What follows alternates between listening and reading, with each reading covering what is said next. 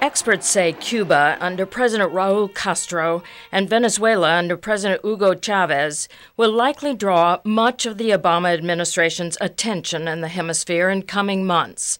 President Obama promised during his campaign to ease restrictions on Cuban Americans traveling to Cuba that were imposed by the Bush administration.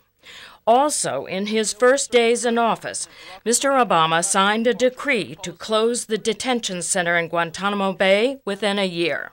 All this has prompted experts such as Dan Erickson of the Inter-American Dialogue to speculate on possible talks between Mr. Obama and Mr. Castro. Raul Castro, on several occasions, has said that he would like to engage in a dialogue with the United States as long as it's without preconditions. Raul Castro actually suggested Guantanamo Bay as the location of the conversation between himself and Barack Obama. U.S. policy towards Venezuela will be another top issue, and experts say much will depend on the world price of oil and the outcome of the February 15th referendum in Venezuela to extend presidential terms. David Myers of Penn State University says President Chavez will emerge in a stronger position if the referendum passes and world oil prices start to go up. If not, Myers says, Mr. Chavez might have to change. If Chavez loses the referendum and if oil prices stay down, then I think that Chavez may be much more open to some sort of rapprochement, cautiously. We may see the emergence of the Democratic Chavez. Myers said a recent public opinion poll shows the Venezuelan leader has an approval rating of 57%. Yet this does not mean the referendum will pass.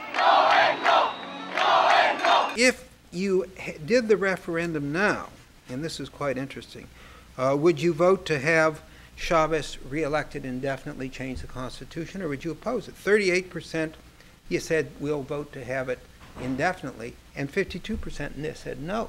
Some of the Latin American experts who met at the George Washington University also discussed how the Obama administration's handling of the U.S. economic slowdown will affect American policy toward the hemisphere.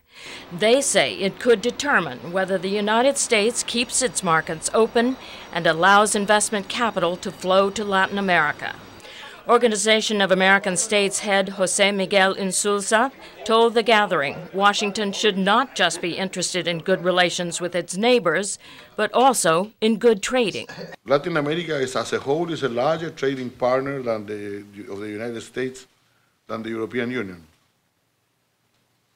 One can, of course, say, well, that's Mexico. Yes, Mexico actually is the U.S. second most important individual trading partner. Cynthia McClintock is the director of the Latin American Studies at George Washington University.